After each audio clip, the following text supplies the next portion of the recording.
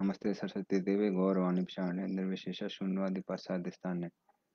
जय श्री कृष्ण चैतन्य प्रभु नित्यानंद श्री अद्वैत गदाधर श्रीवासादि गौर भक्त वृंद। हरे कृष्णा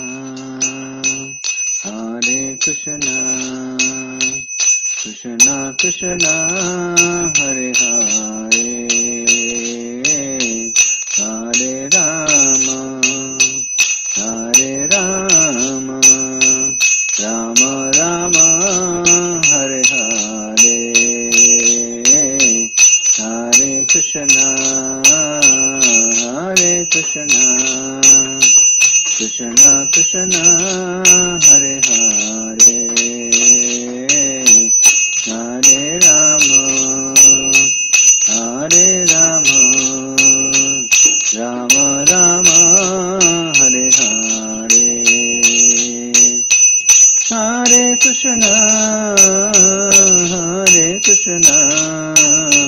कृष्णा कृष्णा हरे हरे हरे राम राम राम हरे हरे हरे कृष्णा कृष्णा कृष्णा हरे हरे हरे राम राम राम हरे हरे हरे कृष्णा कृष्णा कृष्णा हरे हरे हरे राम राम राम हरे हरे हरे कृष्णा कृष्णा कृष्णा हरे हरे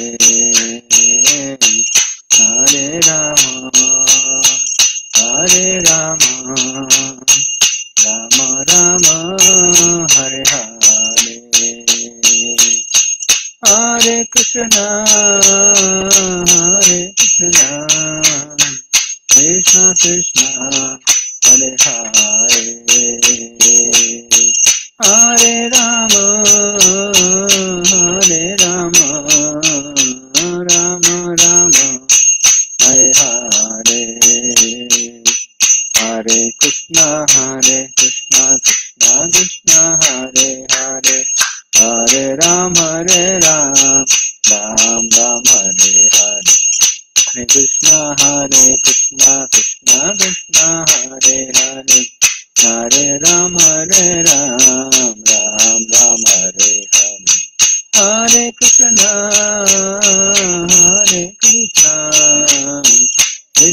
कृष्णा हरे हरे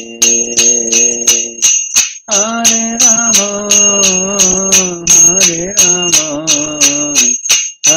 राम हरे हरे राधा गोविंद श्री राधे जय गौरनिताय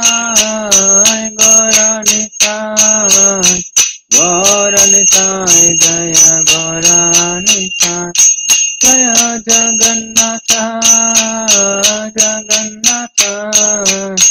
बलदेवा जय सुभद्रा जय जय प्रभुपाद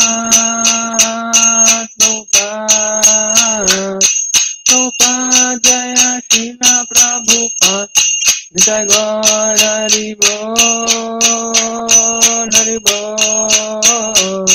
हरि बोल नित्य गौर हरि बोल। हरिनाम संकीर्तन की जय, श्री गोपाल की जय।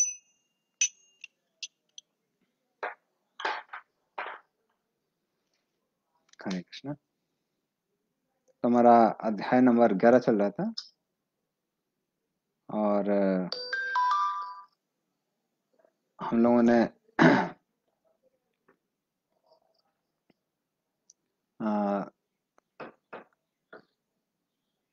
14 नंबर श्लोक तक कर लिया था, तो 15 नंबर श्लोक से आज हम लोग चालू करेंगे। तो उससे पहले हम लोग मंगलाचरण करते हैं। ओम ज्ञानतिमिरन्धस्य ज्ञानाञ्जनशलाकया चक्षुरुन्मिलितं येन तस्मै श्रीगुरवे नमः।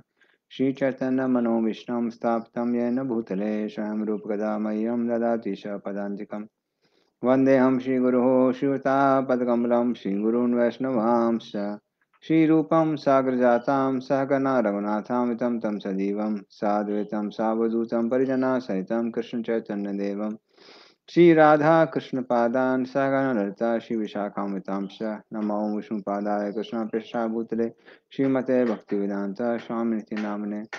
नमस्ते सरस्वते देवे गौरवाणी प्रचारिणे निर्विशेषा शून्यवादी पाश्चात्य देशतारिणे वाञ्छाकल्पद्रुवस्य कृपा सिन्धुभ्येव च पतितानां पावनेभ्यो वैष्णवेभ्यो नमो नमः। नमो महावदन्याय कृष्णप्रेमप्रदायते कृष्णाय कृष्णचैतन्य नाम्ने गौरतिसे नमः।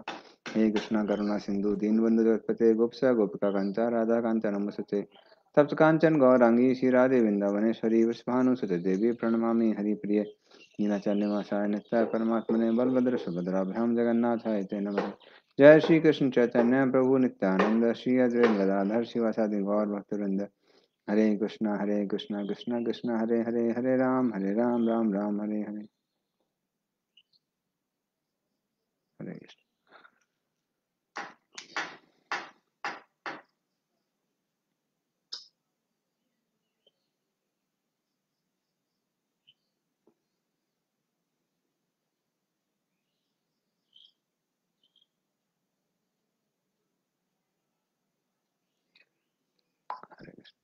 तो हम लोगों ने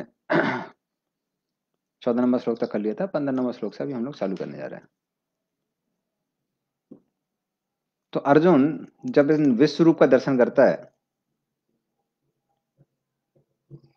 जिसका वर्णन हम लोगों ने पिछली बार सुना था, तो फिर अर्जुन अपने आश्चर्य को प्रकट करता है। तो उसको हम लोग अर्जुन की वाणी को आज हम लोग सुनेंगे। तो श्लोक नंबर 15। अर्जुन वाच पश्यामि देवांस्तव देव देहे सर्वां तथा भूत विशेष संघान ब्राह्मणम ईशम कमलासनस्तम सनस्तम ऋषींश्च सर्वान् वर्गांश दिव्यान। तो अर्जुन क्या क्या देख रहा था उसका वो वर्णन कर रहा है वो। तो अर्जुन वाच, अर्जुन कहता है पश्यामि देवान तव देव देहे। तो हे देव, हे विराट रूप, आपके शरीर में मैं अलग अलग देवताओं को देख रहा हूं। और सर्वान का मतलब है सभी को देख रहा हूं। तो आप सोच सकते हैं इतने करोड़ों देवी देवता उनको अर्जुन कैसे देख रहा है। तो जैसा कि हमने बताया, उसके लिए भगवान ने अर्जुन को दिव्य दृष्टि दी थी। तो इसी वजह से कृष्ण के रोम, एक एक रोम छिद्र में अर्जुन को हजारों हजारों लोगों का दर्शन हो रहा था। तो उसको हम समझ नहीं सकते हैं, किंतु ऐसा हो रहा था। इसके लिए दिव्य दृष्टि और दिव्य बुद्धि की आवश्यकता है। और भूत तथा भूत विशेष संघान, और साथ में वो क्या कहता है, तुम्हें कौन दिख रहा है? अलग अलग जीव राशियां दिख रही हैं, पशु पक्षी अचर चर जीव। तो हर तरह के जीव मुझे दिखाई दे रहे हैं आपके शरीर में। फिर कौन दिख रहा है? ब्रह्मांडम कमल आसन स्तंभ। तो कमल के फूल पर स्थित ब्रह्मा जी दिखाई पड़ रहा है। और साथ में कौन दिख रहा है? साथ में भगवान शिव, अलग अलग ऋषिगण और अलग अलग सर्प दिखाई दे रहे हैं। तो इस तरह से सबके सब अर्जुन को दिखाई दे रहे थे। तो वासुकी आदि जो नाग थे वो सबके सब अर्जुन को दिखाई दे रहे थे। तो इस तरह से अर्जुन ने उस विराट रूप का दर्शन किया। और आगे अर्जुन बोलता है, अनेक बाहूदर वक्त्र नेत्रम पश्यामि त्वां सर्वतो अनंत रूपम नान्तं न मध्यम न पुनस्तवादिम पश्यामि विश्वेश्वर विश्वरूप। तो बोलता है, हे विश्वरूप, क्योंकि वो विश्वरूप का दर्शन कर रहा था। तो हे विश्वरूप, आप सारे विश्व के स्वामी हैं और आपके अंदर मैं हजारों करोड़ों बाहु, पेट, मुंह और अक्षी मतलब आंख, इन सबको देख रहा हूं जो सब जगह मुझे दिखाई दे रहे हैं और उनकी कोई सीमा नहीं दिखाई दे रही है। तो विश्व में जो जो लोग थे सब कुछ अर्जुन उनको दिखाई दे रहे थे, तो उसको कोई सीमा ही नहीं दिख रही थी। आपका ना ही मुझे कोई आदि दिख रहा है, ना ही मध्य दिख रहा है, ना ही अंत दिख रहा है। तो इस तरह से वो उसको भगवान के विश्व रूप के अंदर सब कुछ दिखाई दे रहा था एक साथ। तो वो देख के अर्जुन एकदम आश्चर्यचकित हो जाता है। और उसके बाद में अगले श्लोक में बताते हैं, किरीटिनं गदिनं चक्रिणं च तेजो राशिं सर्वतो दीप्तिमन्तं पश्यामि त्वां दुर्निरीक्षं समन्तात् दीप्तान् लार्क द्युतिम अप्रमेयम। तो अर्जुन क्या कहता है, अप्रमेयम मतलब जिसका हम लोग नाप नहीं सकते, जिस चीज को, उसको अप्रमेय कहते हैं, जिस चीज को नापा तोला ना जा सके। तो अर्जुन कहता है कि इसलिए आपका जो रूप है वो देदीप्यमान है, तो उससे इतना तेज निकल रहा है जो कि सारे दिशाओं में फैल रहा है। तो ऐसा लग रहा है कि अग्नि सर्वव्यापी है, सब जगह अग्नि ही अग्नि दिख रही है। और यदि हजारों सूर्यों को भी एक साथ रख दिया जाए तो शायद ही आपकी आभा के सामने समान वो दिखाई पड़ेंगे। मतलब भगवान का जो तेज था वो हजारों सूर्यों से ज्यादा दिखाई दे रहा था। तो इस तरह से आपके जो ये देदीप्यमान रूप हैं, इनको मैं हर दिशा में देख रहा हूं, जो अलग अलग मुकुट धारण किए हुए हैं, अलग अलग गदा के साथ में अलग अलग चक्र धारण किए हुए हैं। तो ऐसे अद्भुत रूप का दर्शन आज तक मैंने किया नहीं। उस रूप का दर्शन करने का मुझे मौका मिल रहा है, अर्जुन कहता है। और फिर वो प्रार्थना करने लगता है भगवान को, तम अक्षरम परमम वेदित्वम तमस्य विश्वस्य परम निधानम तम अव्यया शाश्वत धर्म गोप्ता सनातनस्तम पुरुषो मतो में। तो फिर वो क्या कहता है कि हे भगवान, आप क्या है, अक्षरम। तो अक्षर वो है जिसका क्षय होता है, क्षय, क्षर का मतलब है जिसका क्षय होता है। अक्षर अर्थात जिसका क्षय नहीं होता है। तो भगवान का कभी भी क्षय नहीं होता है। तो हम कैसे समझ सकते हैं?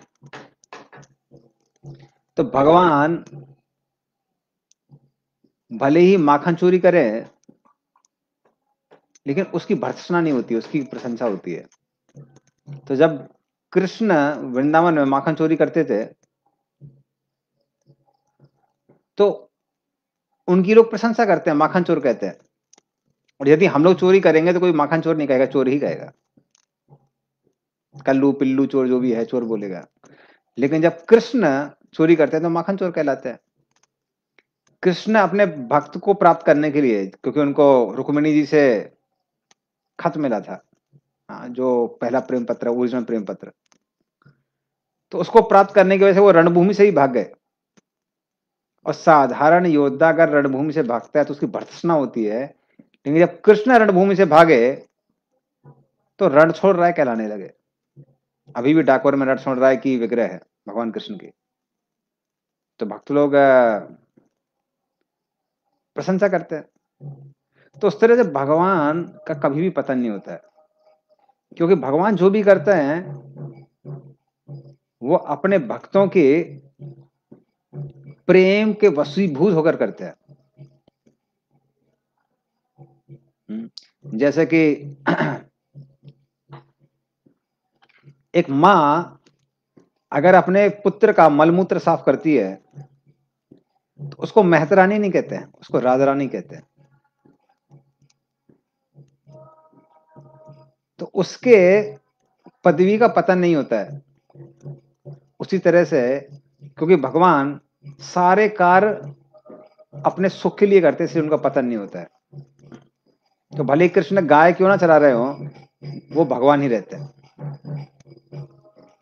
और भक्त लोग उनकी गोपाल गोविंद कह के उनकी प्रशंसा करते हैं।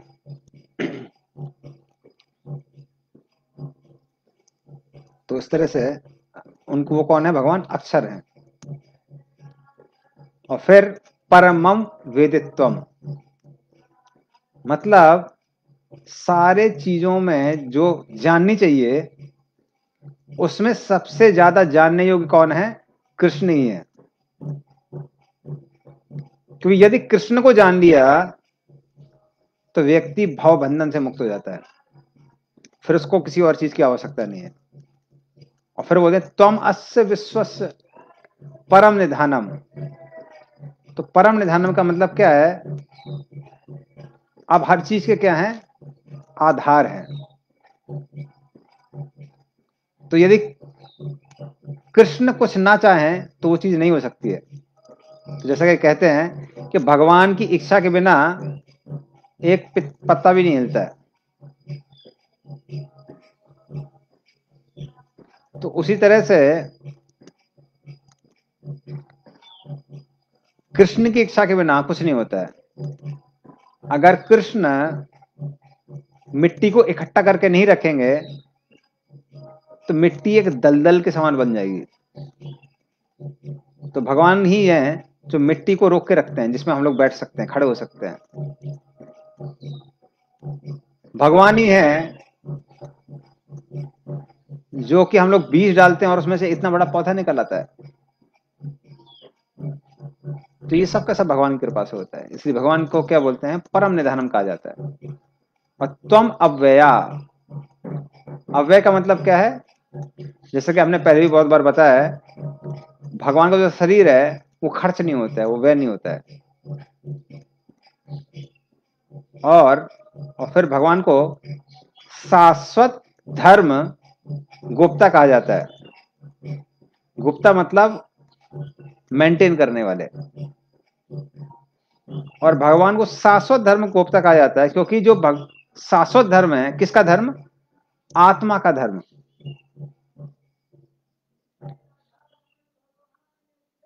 तो उस आत्मा का जो धर्म है, जिसको सनातन धर्म भी कहा जाता है, इसलिए जो हमारा धर्म है उसको सनातन धर्म कहते हैं।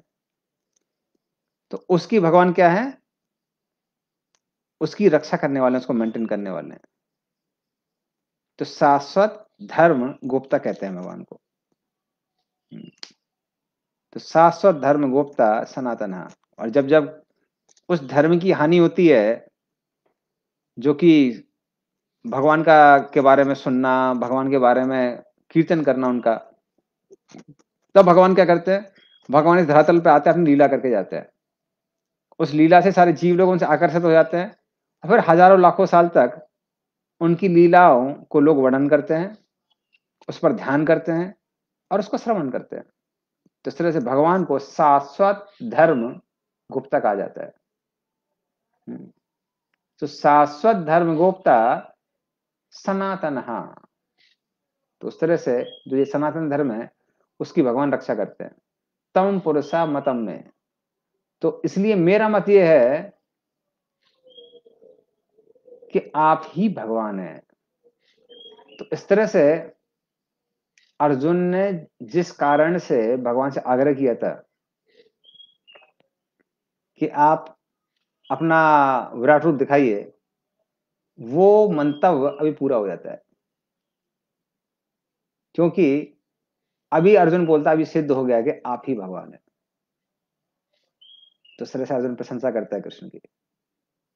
और फिर अर्जुन कहता है अनादि मध्यांतम अनंत वीर्यम अनंत बाहुम शशिशूर नेत्रम पश्यामि त्वां दीप्त हुताशवक्त्रम स्वतेजसा विश्वम इदम तपंतम।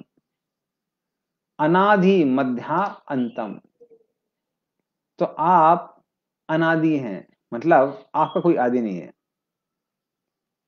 तो भगवान हर चीज के आदि हैं,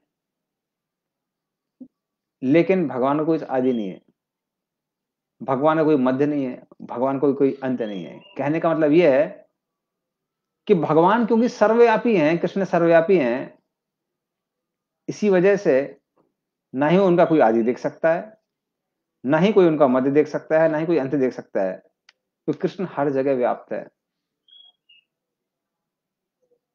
तो इससे एक फायदा भी है, इसलिए हर चीज को देख के कृष्ण को याद करना बहुत आसान है, कृष्ण भावना भावित होना बहुत आसान है, क्योंकि कृष्ण सर्वव्यापी हैं, सब जगह दिखाई है, सब जगह दिखाई देते हैं। तो कृष्ण हर चीज के आदि है। जैसे कई बार लोग पूछते हैं कि अरे भगवान के पहले क्या था? भगवान के पहले कुछ नहीं था, भगवान ही हर चीज के कौन है? आदि है। जैसे अगर कोई ट्रेन जा रही है, तो कोई पूछता है कि ये जो बोगी नंबर S7 है, इसको कौन खींच रहा है? S6 को कौन खींच रहा है? S5 को कौन खींच रहा है? S4, ऐसे करते हैं S1। और फिर पूछते हैं S1 को कौन खींच रहा है? बोले जनरल बोगी। जनरल बोगी कौन खींच रहा है? जनरल बोगी को इंजन खींच रहा है। इंजन को कौन खींच रहा है? इंजन को कोई नहीं खींच रहा है। इंजन में स्वयं चलने की शक्ति है और सबको चलाने की शक्ति है। तो उसी तरह से हमारे शरीर का कोई आदि था, हमारे कोई पिता थे, उनके कोई माता पिता थे, उनके कोई माता पिता थे, किंतु जिनके कोई माता पिता नहीं थे उनको भगवान कहते हैं। तो इस तरह से कृष्ण अनादि हैं, उनका कोई आदि नहीं है।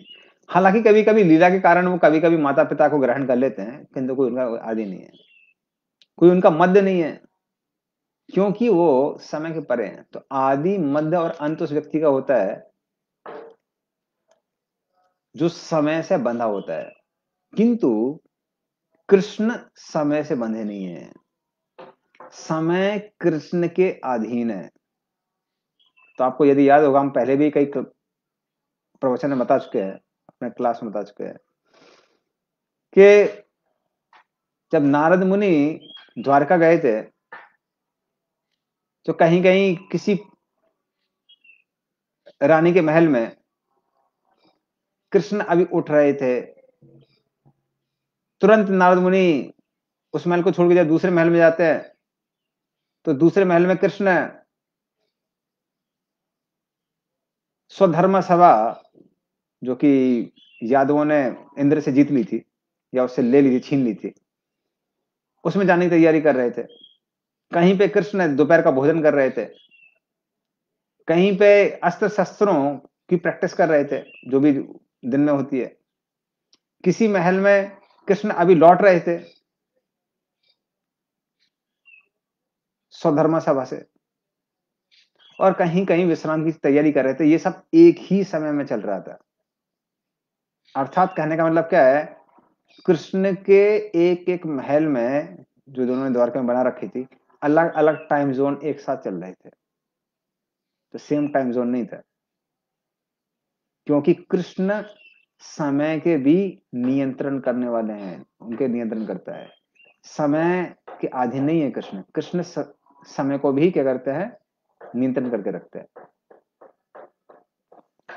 तो इस तरह से कृष्ण का आदि कहना, मध्य कहना, अंत कहना यह असंभव है, क्योंकि समय ही कृष्ण के अधीन है। तो क्या बोलेंगे आदि, क्या बोलेंगे मध्य, क्या बोलेंगे अंत? हमारा आदि है, हमारी डेट होती है जिसको, जो बर्थ सर्टिफिकेट में लिखी रहती है कि इस दिन पैदा हुए हैं, समय पैदा हुए हैं। उसी तरह डेथ सर्टिफिकेट में भी मरने का समय और दिनांक लिखी होती है। किंतु क्योंकि हम लोग कैसे हैं? समय से बंधे हुए हैं। किंतु जिसने समय को बांधा हुआ है, उसका क्या आदि है, क्या मध्य है, क्या अंत है? इसलिए अर्जुन उनकी प्रशंसा करता है, अनादि मध्य अंतम, और फिर बोलता है अनंतम।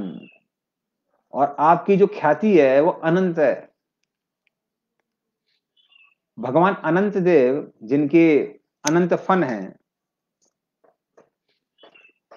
तो वो अनंत काल से कृष्ण की अलग अलग लीलाओं का वर्णन करने का प्रयास कर रहे हैं। तो प्रयास तो कर रहे हैं किंतु आज तक कंप्लीट नहीं हुई वो लीला। तो हमारा तो एक ही मुंह होता है, उनके बहुत सारे मुंह हैं। हमारे जीवन की अवधि भी सीमित है, उनकी असीमित है, किंतु अनादिकाल से लेकर अभी तक वो कृष्ण की लीलाओं का वर्णन नहीं कर पाए। तो इस तरह से कृष्ण को अनंत इसलिए भी कहते हैं क्योंकि कृष्ण की जो लीलाएं हैं, लीलाओं का कोई अंत नहीं है। और फिर वो क्या बोलता है, तो अनंत वीरम इसलिए बोलता है कि उनकी जो लीलाएं हैं वो अनंत है। फिर अनंत बाहु ससुसूर शशिसूर नेत्रम, तो आपके बहुत सारे बाएं हैं, इतने सारे हाथ हैं कि हम उसको काउंट नहीं कर सकते। इसलिए प्रभुपाद जी बताते थे कि उनके पिताजी उनको बोलते थे, प्रभुपाद जी के पिता वो कहते थे,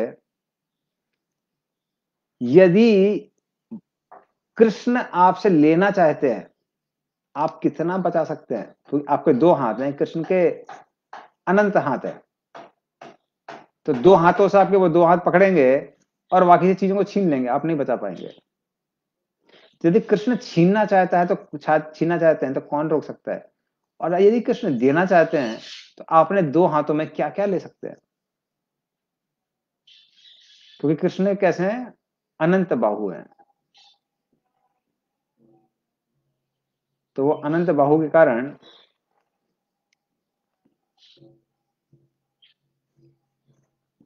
कृष्ण को से लेना और देना दोनों ही लगभग असंभव है।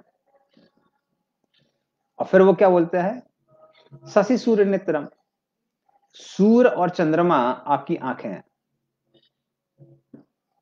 अर्थात कृष्ण की आंखों से बचना संभव नहीं है। दिन में वो अपनी गर्म आंख से देखते हैं जो सूर्य है, और रात्रि के समय अपने ठंडी आंख से देखते हैं जो है चंद्रमा। तो इस तरह से ये दोनों के दोनों क्या है, आपकी आंखें हैं। और मैं देख रहा हूं कि आपके मुंह से अग्नि निकल रही है। वो अग्नि संपूर्ण ब्रह्मांड को जला रही है। ये भगवान का काल रूप है। तो भगवान अपने काल रूप से हर किसी को ग्रसित कर रहे हैं। हर क्षण हम बूढ़े हो रहे हैं। तो प्रभुपा जी कभी कभी कहा कहते थे कि जब कोई कहता है कि ये व्यक्ति पैदा हुआ है, इसका मतलब क्या है, उसकी मृत्यु पैदा हुई है। क्योंकि जन्म का मतलब है गारंटेड है कि मृत्यु होगी। और जब लोग बूढ़े हो जाते हैं तो लोग बड़ा सेलिब्रेट करते हैं। और थोड़ा एक गंभीर विषय है सोचने वाला, कि जब आप बोल रहे हैं कि मैं अभी 30 साल का हो गया हूं, मतलब आपके जीवन काल से 30 साल खत्म हो गए हैं। लोग कई बार सेलिब्रेट करते हैं, लेकिन समय जीवन की अवधि कैसी हो गई, कम हो गई है। तो इस तरह से काल रूप से भगवान सबको तपा रहे हैं और सबके जीवन को सुला रहे हैं। तो अर्जुन इस काल रूप को देखता है। इसलिए कृष्ण का जो त्रिभंग मुरारी वाला रूप है वो बड़ा मधुर है, किंतु काल रूप बहुत तपाता है सबको। तो जो भक्त होते हैं उनके लिए कृष्ण त्रिभंग मुरारी रूप में आते हैं, और जो कहते हैं कि कृष्ण नहीं है उनके लिए भगवान मृत्यु के रूप में आते हैं। और फिर 20 नंबर श्लोक में, द्यावा पृथिव्यो हृदयम हृदमंतरम ही व्याप्तम तवैकेन दिशश्च सर्वा दृष्ट्वाद्भुतम रूपम उग्रम तवेदम लोकतयम प्रविथितम महात्मन। तो द्वय का मतलब है बाहर का जो आकाश है, अपृथिव्यो इदम अंतरम, तो आप इस तरह से फैले हुए हैं कि जमीन पता नहीं चल रही, आसमान पता नहीं चल रहा है। तो आप संपूर्ण आकाश में भी दिख रहे हैं, जमीन में भी दिख रहे हैं, और सारे ग्रह नक्षत्रों के बीच में भी दिख रहे हैं। तो ग्रह नक्षत्र कुछ दिख ही नहीं रहे हैं, आप दिखाई पड़ रहे हैं सब जगह। तो जब हम अपने दृष्टि को यहां वहां लेके जाते हैं, तब हमको समझ में आता है कि व्यक्ति का साइज क्या है। लेकिन भगवान इतनी जगह सर्वव्यापी दिखाई पड़ रहे थे कि अर्जुन को कृष्ण ही कृष्ण दिखाई दे रहे थे सब जगह। वो त्रिभंग मुरारी रूप नहीं, जो ये विकराल रूप है, वो विकराल रूप सब जगह दिख रहा था। तो वो दिख रहा था, अरे आप तो सब जगह व्याप्त हैं भगवान। तो हे भगवान, आपके इस अद्भुत और भयावह रूप को देखकर सारे ग्रह नक्षत्र के लोग परेशान दिखाई दे रहे हैं। प्रव्यथितम, तो सबके सब परेशान दिखाई दे रहे हैं, क्योंकि आप सर्वव्यापी हैं। तो मतलब ये रूप कैसा था? ये भयावह रूप दिखाई दे रहा था कृष्ण का। तो इस तरह से अर्जुन भी कैसा हो जाता है? व्याकुल हो जाता है। तो अपनी व्याकुलता को दर्शाने के लिए बोलता है कि ऐसा नहीं है सर मैं ही व्याकुल हूं, संपूर्ण ब्रह्मांड आपके रूप को देखकर व्याकुल है। और फिर आगे कहता है अगले श्लोक में, अमी ही त्वाम सुर संघा विसंति केचित गीता प्रांजलयो गृणंति स्वस्ति युक्त्वा महर्षि सिद्ध संघा स्तुवंति त्वाम स्तुति भी पुष्कला भी। फिर आगे बोलता है, अमी ही त्वाम सुर संगा विसंति, और अलग अलग देवताओं के जो समूह हैं वो सबके सब आपके सामने समर्पण कर रहे हैं और आप में प्रवेश कर रहे हैं। कहने का मतलब क्या है? काल रूप से भगवान देवताओं को भी नहीं छोड़ते हैं। तो शायद आपको पहले भी याद होगा, हमने बताया था कि 4,32,000 साल का कलयुग होता है, उसका 2 गुना द्वापर युग होता है, 3 गुना त्रेता युग होता है, 4 गुना सतयुग होता है। इस तरह से सत्य, त्रेता, द्वापर और कली मिला के एक दिव्य युग बनता है, जो कि 43,20,000 वर्ष का होता है। और ऐसे 1,000 चतुर्युग के बराबर ब्रह्मा जी का एक दिन होता है। और ब्रह्मा जी के एक दिन में देवताओं की कैबिनेट 14 बार बदलती है। मतलब इंद्र, चंद्र, वायु, वरुण, मनु इत्यादि ब्रह्मा जी के एक दिन में 14 बार बदलते हैं। तो उनकी आयु कितनी हुई? 71 दिव्य युग के बराबर। तो 71 दिव्य युग के बराबर एक देवता का कार्यकाल होता है। किंतु उसके बाद उसको भी मरना ही पड़ता है, वो बच नहीं सकता है। तो इस तरह से जब मृत्यु आती है तो बड़े बड़े देवता भी भयभीत हो जाते हैं, और काल रूप में भगवान देवताओं को भी नहीं छोड़ते हैं। तो मृत्यु हर किसी की आनी है। जातस्य ही ध्रुव मृत्यु, ध्रुव मृत्यु जन्म मृत्यस्य च, तस्मात् अपरिहारे अर्थे मातम सचुतम अर्हसि। तो भगवान बोलते हैं जिसका भी जन्म हुआ है उसकी मृत्यु निश्चित है, उसको कोई रोक नहीं सकता है। जो भगवान वहां बोल रहे थे यहाँ पे अर्जुन को दिखा रहे थे, किस तरह से देवताओं के अलग अलग समूह कृष्ण के चरणों में अपना समर्पण करके उनमें प्रवेश कर रहे हैं। और फिर कुछ वहां क्या कर रहे थे? बुरी तरह भयभीत होकर भगवान को प्रणाम कर रहे थे और प्रार्थनाएं कर रहे थे। और जो बड़े बड़े ऋषिगण थे वहां पे और जो सिद्ध लोग हैं वो सबके सब बोल रहे हैं शांति शांति शांति शांति। तो इस तरह से वो भगवान से शांति शांति कह रहे हैं। और अलग अलग वेदोच्चारण द्वारा भगवान को प्रार्थना कर रहे हैं। तो इस तरह से वो अर्जुन देखता है और आगे बोलता है, रुदादित्या वसवो ये च साध्या विश्वेश्विनो मरुतस चौस में पाश्चा गंधर्व यक्षासुर सिद्ध संघा वीक्षते त्वाम विस्मिताश्चैव सर्वे। और अभी बताता है कि कौन कौन से ये देवतागण उनको दिखाई दे रहे हैं। तो रुद्र अर्थात शिव जी दिखते हैं, शिव जी प्रणाम कर रहे हैं कृष्ण को वहां पर काल रूप में। आदित्य, अदिति के जो द्वादश 12 पुत्र हैं वो प्रणाम कर रहे हैं। वसवा, जो 8 वसु होते हैं वो प्रणाम कर रहे हैं। उनमें से एक जो वसु थे वो बजा के भीष्म पितामह बनते हैं। प्रसध्य, अलग अलग जो साध्य हैं वो आपको प्रणाम कर रहे हैं। विश्व देव जो हैं वो प्रणाम कर रहे हैं। 2 अश्विनी कुमार हैं जो कि देवताओं के वैद्य हैं, वो प्रणाम कर रहे हैं। अलग अलग जो मरुदगण हैं तो वो भी कृष्ण को प्रणाम कर रहे थे। तो 49 मरुद होते हैं। तो ये 49 मरुद 49 तरह की वायु है, और इन वायु के माध्यम से जो ट्रेडिशनल लोहार होते हैं, वो ट्रेडिशनल लोहार 49 अलग अलग टेम्परेचर की अग्नि पैदा कर लेते हैं। उनको इतना बड़े स्ट्रक्चर की आवश्यकता नहीं है, जैसे टाटा स्टील प्लांट या अलग अलग स्टील प्लांट में होती है, उसकी उनको आवश्यकता नहीं पड़ती है। उनके पास में जो बेलो होता है जिससे वो लोग हवा को निकालते हैं, तो इस तरह से 49 तरह के वायु का जिसको ज्ञान होता है वो 49 अलग अलग तापमान की अग्नि को पैदा कर सकता है। और जो ट्रेडिशनल लोहार होते हैं उनको पता रहता है किस चीज के लिए कितने टेम्परेचर की आवश्यकता है। तो इस तरह से वो टेम्परेचर को वो लोग पैदा करके अपना कार्य कर लेते हैं।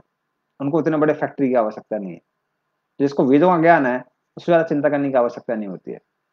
आजकल क्योंकि हम लोग वेदों के ज्ञान को भूल गए हैं, इसलिए ये सारी प्रॉब्लम है। अन्यथा प्रकृति हमको सब कुछ देती है।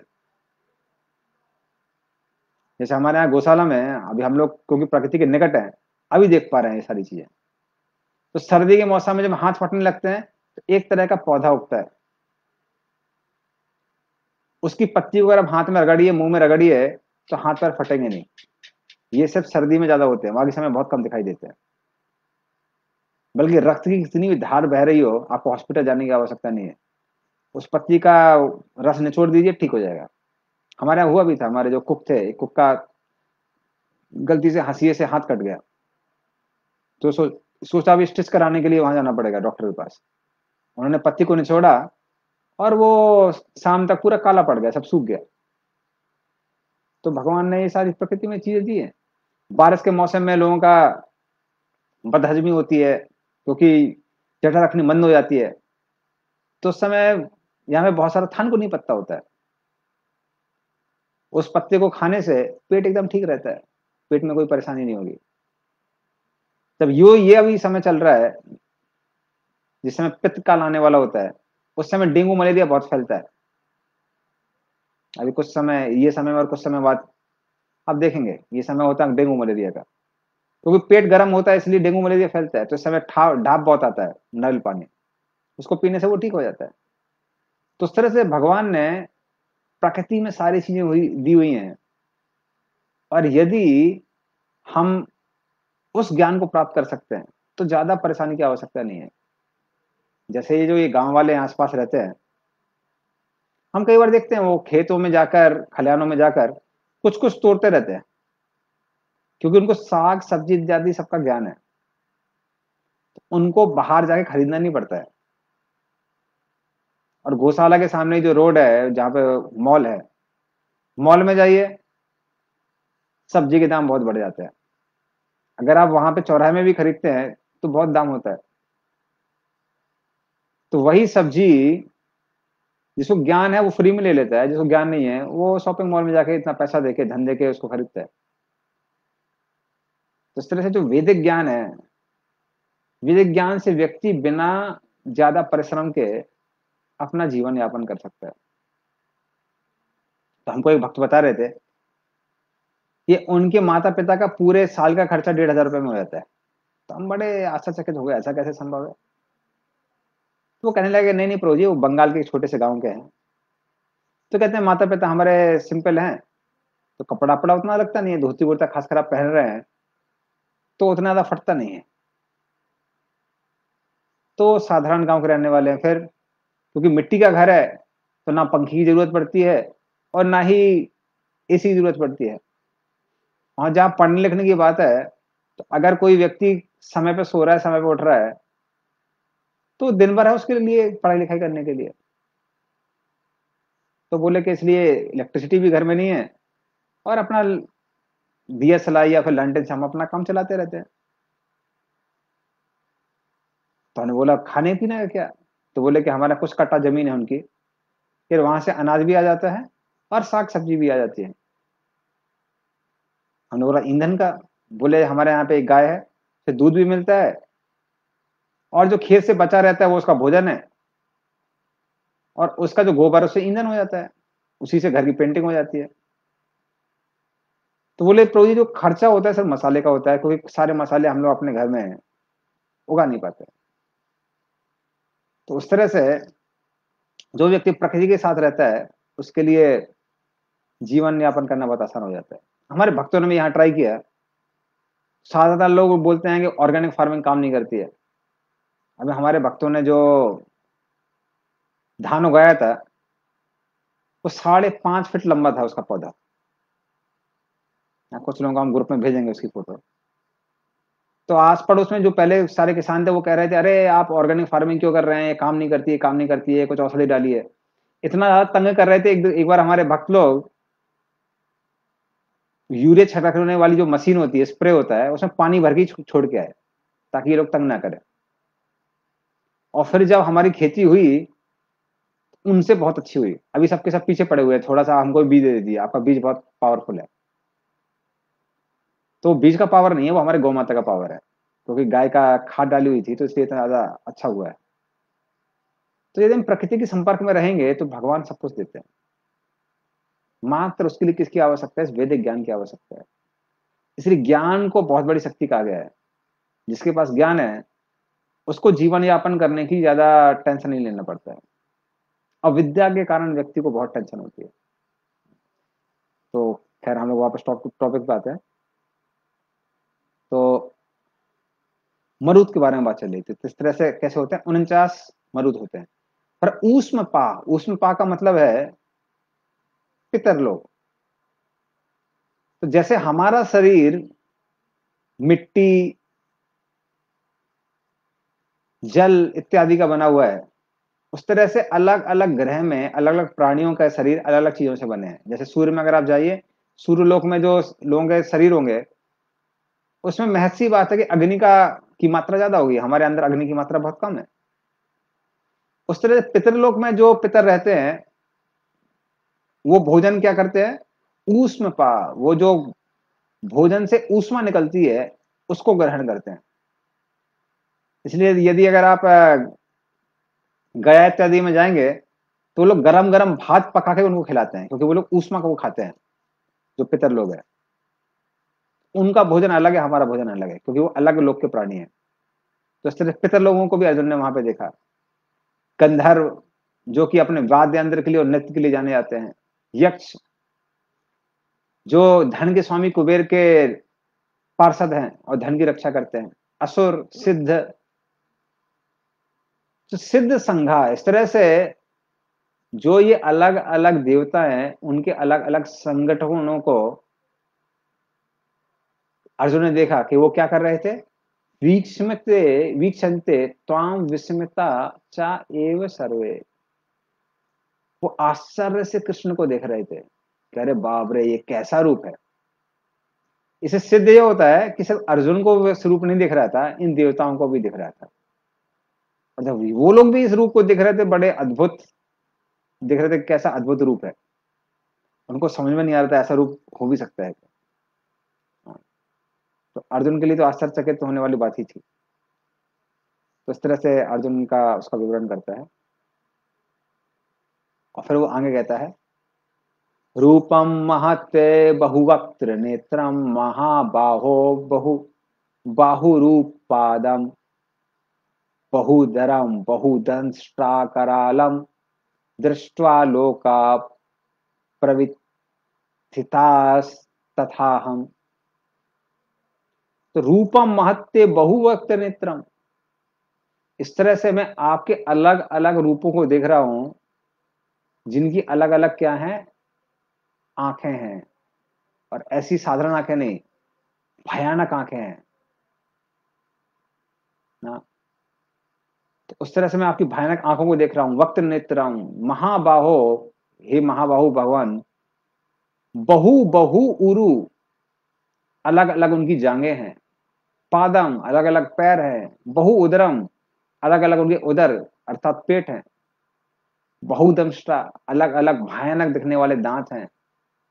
करालम, करालम मतलब है भयानक दिखने वाले। दृष्टवा लोका प्रविधिता तथा अहम, उन सबको देख के जो भी देवतागण हैं, मनुष्यगण इत्यादि, मनुष्यगण तो नहीं है लेकिन जो भी दिख रहे हैं, जो भी देख पा रहा है, वो सब के सब बड़े परेशान हैं। और वो परेशान है तो भगवान में भी परेशान है।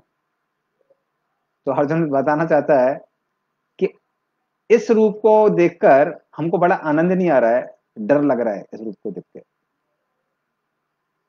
हाँ। और फिर वो कहता है, नभास्पृशं दीप्तमनेक वर्णम व्याताननं दीप्तविशालनेत्रं दृष्ट्वा हि त्वां प्रव्यथितान्तरात्मा धृतिं न वन्दामि समं च विष्णु। कहता है कि हे भगवान विष्णु, आप सर्वव्यापी हैं। इस तरह से आपके अलग अलग रूपों को देखकर, और ये देखकर के ये जो अलग अलग रूप हैं, जो कि अलग अलग रंग वाले रूप हैं, जो आकाश को छू रहे हैं, आपके मुंह जो खुले हुए हैं वो सब जगह दिखाई दे रहे हैं। आपकी आंखें चमक रही हैं। तो ये सिर्फ एक रूप की आंखें नहीं है, ये अलग अलग रूपों की आंखें हैं। उन सबको देखकर मेरा मन अभी भय से व्याप्त है। तो जो अर्जुन बड़े बड़े योद्धाओं, गंधर्वों और देवताओं के सामने भयभीत नहीं हुआ, कृष्ण के रूप को देखकर वो भी भयभीत हो गया। और इसलिए वो कहता है, अभी अपने में मन का संतुलन खो रहा हूं, तो मैं अभी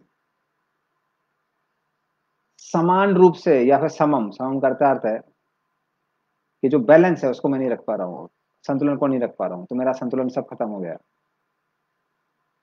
तो इस तरह से आप किसी भी चीज में अगर देख लें तो भगवान भगवान होते हैं, इंसान इंसान होता है। हम किसी को भी डरा सकते हैं, लेकिन यदि भगवान डराने के लिए आए तो कोई डरा नहीं सकता, उतना नहीं डरा सकता। तो हिरण्यकशिपु ने जब अपना आतंक मचाया था, तो इंद्र आदि देवता भी उसे बहुत भयभीत थे। कहते हैं कि इंद्र जब सेवा करता था तो बिना किसी बात के हिरण्यकशिपु कमी निकाला करता था। तो पहली बात तो देवता है, उनको कहाँ पे झाड़ू पोछा लगाने में, गार्डनिंग करने में, इन सब में लगाया करता था। और वो करने पर भी वो क्या करता था, उनमें कमियां निकालता था कि ये गड़बड़ है, वो गड़बड़ है। और जब गड़बड़ होती थी तो हिरण्यकशिपु जोर से डांटता था, और देवता लोग खुश हो जाते थे, कम से कम डांटा है, मारा नहीं है। तो इस तरह से सारे देवता हिरण्यकशिपु से बहुत भयभीत थे। किंतु जब नरसिंह प्रकट होते हैं और हिरण्यकशिपु उन पर आक्रमण करने जाता है, तो नरसिंह देव के शरीर से ऐसी आभा निकल रही थी कि उसमें हिरण्यकशिपु भी दिखता नहीं है काफी समय तक। भगवान उसको पकड़ लेते हैं। सारे देवता लोग खुश हो जाते हैं कि लगता है उद्धार हो गया अभी उसका, हाँ अभी हमको परेशान नहीं करेगा। तो नृत्य करने लगते हैं, अप्सराएं नृत्य करती हैं, सारे गंधर्व लोग वाद्य यंत्र बजाने लगते हैं। और ऐसे समय पर नरसिंहदेव क्या करते हैं, थोड़ा हिरण्यकशिपु से खेलने की इच्छा उनके मन में प्रकट होती है। तो वो क्या करते हैं, वो हिरण्यकशिपु को वहां छोड़ देते हैं कुछ समय के लिए। और जैसे ही हिरण्यकशिपु दिखाई पड़ता है, सारे देवतागण फिर से भयभीत हो जाते हैं। कहते हैं, अरे भगवान क्या कर दिया, क्या कर दिया, क्यों छोड़ दिया उसको। और हिरण्यकशिपु को लगता है, अरे ये विष्णु हमको मार नहीं पाएगा। और उस तरह से हिरण्यकशिपु, जो कि सबके भय का कारण था, दोबारा जब भगवान को पे आक्रमण करने के लिए आता है अपने तलवार और ढाल लेके, तब भगवान नरसिंह देव जोर जोर से अट्टहास करते हैं, हंसते हैं। ऐसा अट्टहास होता है कि सारे सिंहनियों का गर्भपात हो जाता है। जितने भी वन में बड़े बड़े हाथी थे, वो इतना डर जाते हैं कि सबके सब अपने पैरों के बीच में अपने पूंछ को रख के झाड़ी में छिप जाते हैं। और हिरण्यकशिपु भी डर जाता है। उसमें हिरण्यकशिपु अपनी आंख बंद करके भगवान को हमला करता है। तो इसलिए भगवान नरसिंह देव को मृत्योर नमामहम कहते हैं। तो वो हिरण्यकशिपु जो सबकी मृत्यु बना हुआ था, सबको भयभीत कर रहा था, भगवान उसकी मृत्यु बन गए और उसको भी भयभीत किया। और वही भगवान, तो यहाँ पे अर्जुन भयभीत था।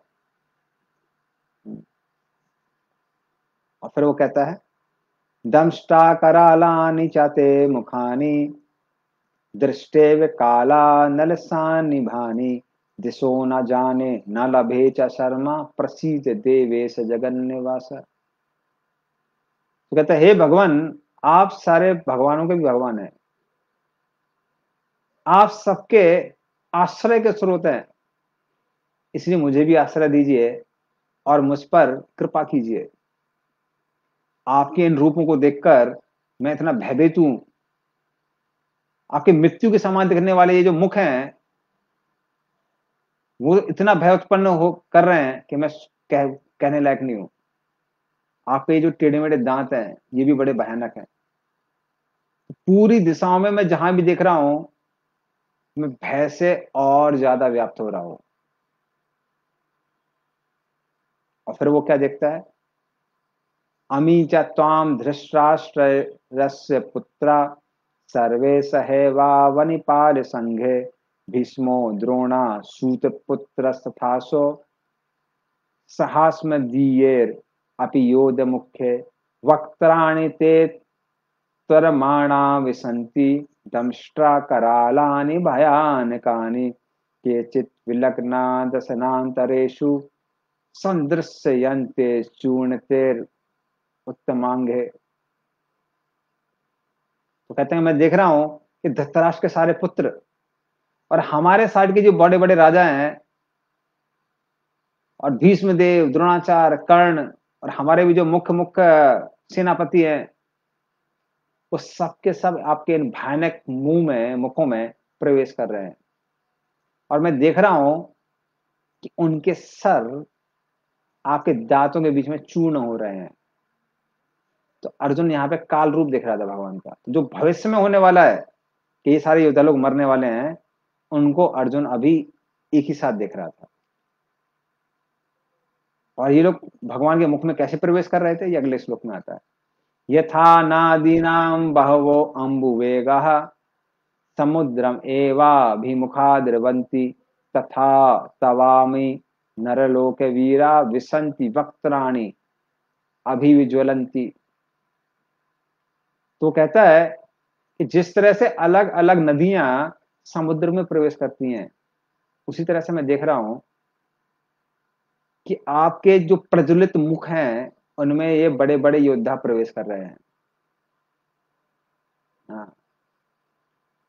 और ऐसा लग रहा है, तो योद्धा तुलना कैसे किससे हुई है, ये भगवान ये अर्जुन अगले श्लोक में बोलता है। यथा प्रदीप्ताम ज्वलनम पितरा विसन्ति नासाय समृद्ध वेगा तथैव नासाय विसन्ति लोका सत्वापि वक्त्राणि समृद्ध वेगः। तो पतंग, जिस तरह से पतंग पूरी गति के साथ अग्नि में प्रवेश करता है, उसी तरह से ये सारे लोग पूर्ण गति के साथ आपके इन मुंह के अंदर प्रवेश कर रहे हैं।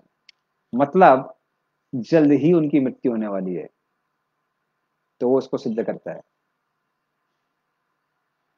इसलिए अर्जुन के लिए ज्यादा कठिनाई का प्रश्न नहीं था कि इनकी मृत्यु पहले ही निश्चित थी। तो भले ही अर्जुन युद्ध करता ना करता, ये योद्धा लोग युद्ध स्थल के से वापस नहीं जाने वाले थे, इनकी मृत्यु निश्चित थी। किंतु क्योंकि अर्जुन ने भगवान की सेवा की इन सब का वध करने के लिए, तो उसको क्या मिला? उसको भक्ति करने का श्रम मिला, भक्ति करने का मौका मिला। तो उस तरह से कभी कभी हमको लगता है कि हम करता है, किंतु यदि हम भगवान की सेवा करते हैं तो किसका लाभ होता है? हमारा ही लाभ होता है। भगवान के लिए तो हजारों सेवक बैठे पड़े हैं और भगवान को किसी की आवश्यकता नहीं है। तो इस तरह से ये सारे सारे योद्धा कृष्ण के मुंह में प्रवेश कर रहे हैं। तो हम ये पॉइंट क्यों डिस्कस करेंगे? कई लोग बोलते हैं कि कृष्ण अर्जुन को कन्विंस करने के लिए, युद्ध करने के लिए उन्होंने भगवत गीता कही। नहीं, कृष्ण ने अर्जुन को उनकी सेवा करने के लिए भगवत गीता कही। क्योंकि जहां तक कृष्ण का प्रश्न है, कृष्ण के लिए इन योद्धाओं को मारना ज्यादा मुश्किल बात नहीं थी। कृष्ण ने पहले अकेले ही 21 बार जरासंध की 23 अक्षौणी सेना को अकेले ही हराया हुआ था। और यहां पे कौरवों और पांडवों की सेना मिला के 18 अक्षौणी सेना थी। तो कृष्ण के लिए दोनों को मारना बहुत मुश्किल नहीं था, लेकिन वो चाहते थे कि अर्जुन को श्रेय मिले, इसलिए उन्होंने अर्जुन को युद्ध करने का मौका दिया। और फिर आगे अर्जुन बोलता है, ले से ग्रसमाना समन्ता लोकान समग्रान वदने ज्वलद भी तेजो भीरा पूर जगत समग्रम भासस्तवोग्रा प्रतपंती विष्णु। कहता है, हे भगवान विष्णु, मैं देख रहा हूं कि आप सभी लोगों को सभी जगहों से क्या कर रहे हैं? अपने प्रज्वलंत मुखों में उनको ग्रास कर रहे हैं, उनको ग्रहण कर रहे हैं। आपके शरीर से जो आभा निकल रही है वो संपूर्ण ब्रह्मांड में व्याप्त है, और आपकी आभा के द्वारा संपूर्ण ब्रह्मांड तपित हो रहा है। और फिर ये आखिरी श्लोक है जिसमें अर्जुन वर्णन कर रहा है भगवान के काल रूप को। आख्या ही में को भवानुग्र रूपो नमोस्तुते देव वर प्रसीदा विज्ञातुमिच्छामि भवन्तमाद्यं नहि प्रजानामि तव प्रवृत्ति। तो आकाई में को भगवान उग्र रूपो, आप इस उग्र रूप में कौन है? तो कृपया करके मुझे भगवान बताइए, ये जो आपका उग्र रूप है, कौन है आप? मुझे बताइए, मैं आपको प्रणाम करता हूं, मुझ पर कृपा कीजिए। मुझे समझ में आ गया है कि आप ही कौन है? सारे देवताओं के आदि है, आद्यम भवंतम आद्यम। तो आप सारे ब्रह्मांड के सारे देवताओं के आदि हैं। मुझे पता नहीं आप कौन है, कृपया करके बताइए आप क्यों प्रकट हुए हैं? तो अपने प्राकट्य का कारण हमको बताइए। तो इस तरह से अर्जुन भगवान से आग्रह करता है, और भगवान जो कि विराट रूप में अभी स्थित है, वो क्या उत्तर देते हैं वो हम लोग कल सुनेंगे। तो इस तरह से हम लोग आज की कथा को यहाँ विराम देते हैं। और आज गोपाष्टमी है। कृष्ण को आज के दिन गौएं दी गई थी, तो उसके पहले कृष्ण को सिर्फ बछड़ी चलाने का की परमिशन थी। आज से यशोदा माई और नंद महाराज समझते हैं कि कृष्ण गाय चराने के लायक हो गए हैं, बड़े हो गए हैं, तो आज से उनको आज्ञा प्राप्त थी, इसलिए आज के दिन को गोपाष्टमी कहते हैं। तो जो लोग हमारे गौशाले के आसपास रहते हैं, तो यदि उनको आज भी समय मिले तो आप शाम को 7 बजे आ सकते हैं।